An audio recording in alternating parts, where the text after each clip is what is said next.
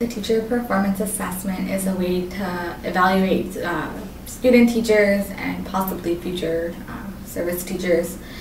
It really wants you to focus on the task of teaching, from planning to doing lessons to instruction to assessment, and then ultimately reflecting on the success of your lessons.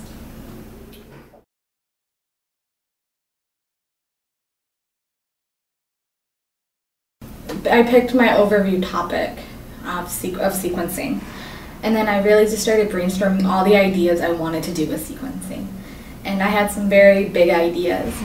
Three of my lessons were centers, and there were 5 completely different centers. So I kind of just laid out all of my ideas of things I would want to do with sequencing, and some of them stayed. The centers, the Joseph, and the little overcoat. One thing, some of them didn't. I was going to do something with the napping house. So I just kind of laid all of my ideas out at once and kind of really picked from those what we're going to make good lessons in this unit.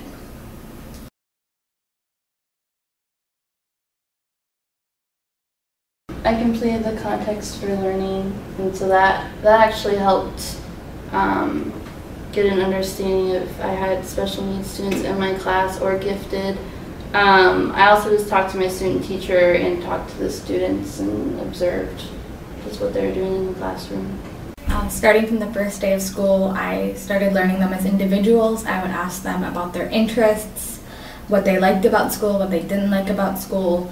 I would watch them read from the classroom library, kind of think about what kind of books they were choosing to read.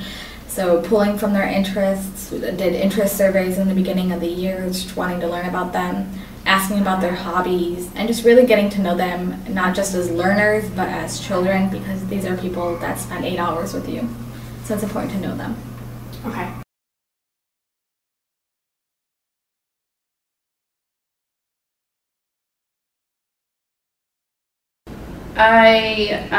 She had like my cooperating teacher had the whole year, like she got it from the pacing guide, and she had the whole year planned out, like each week or a couple weeks what content they'd be covering. So we kind of looked around the date that I'd want to do the TPA, and we found a unit that would work, which happened to be sequencing, and it lent itself very well to the TPA.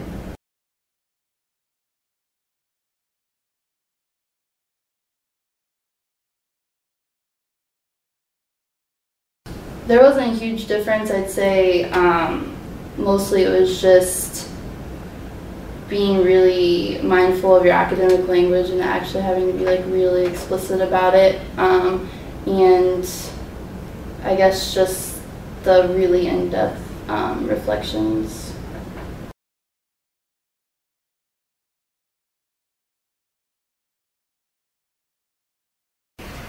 Definitely working with your co-op and other teachers in your building. That was really a big thing with me. I taught 3rd grade, but I was talking to the 2nd grade teachers, I was talking to 4th grade teachers to really get an idea of these students as learners, both past learners and future learners. Just talking with your co-op, definitely taking a look at the textbooks that you have in your classroom, so making sure you're fitting in. Looking at the state standards, what's important right now for these students to be learning, and then going back to like learning about students, you know, what is going to interest them and what connections can you make from your learning to their interests.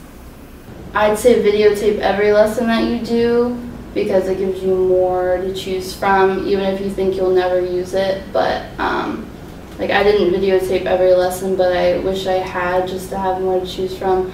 Also, like make copies of all work just to have it, because I had to go back and like ask students for their work that I accidentally sent home with them, and I should have made copies of just everything I did. Also with they ask you in the prompts to talk about your feedback to the students, and mine wasn't as explicit written on the paper, and so I kind of just had to write in the paper what my conversation with them, and it's a lot better if you would have just videotaped your conversation with them so the TPA people could actually see it.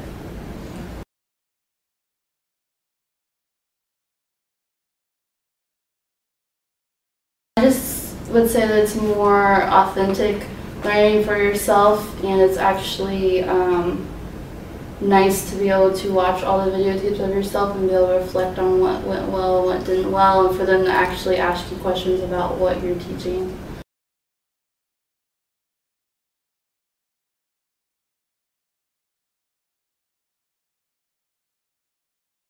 Take a look at the rubrics before you start writing.